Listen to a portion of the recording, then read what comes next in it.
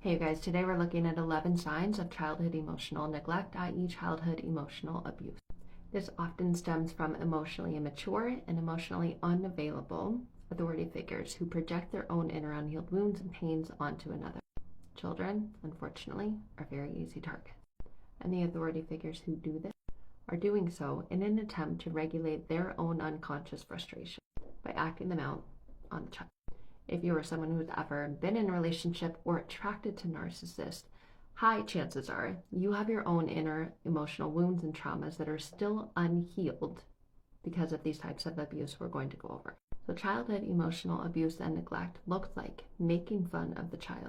It looks like making the child feel guilty, causing the child to feel insecure, making the child feel insignificant, giving the child painful, hurtful, disrespectful nicknames, and then insulting the child and telling them that they're bad boy, bad girl, or that they're selfish when they express their emotions.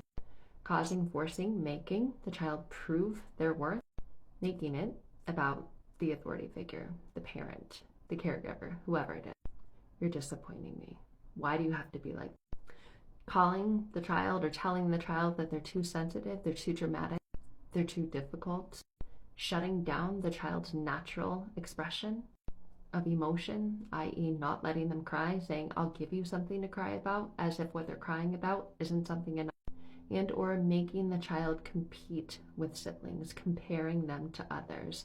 Look at your brother, look at your sister. They don't do that. They don't act like that. What's wrong with you? Get over it. Those are all examples of childhood emotional abuse that often go overlooked and or neglected, that significantly impact the child in adulthood, that lead them to being in toxic, manipulative, abusive adult relationships, i.e. lead children when they grow up to be in relationships with narcissists where they're used, abused, manipulated, and taken advantage of.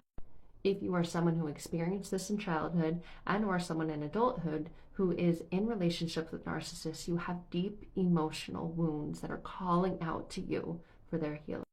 And not just consciously, but they're asking for deep, powerful, unconscious transformation so that you no longer have to live your life through the lens of unworthiness and not enoughness.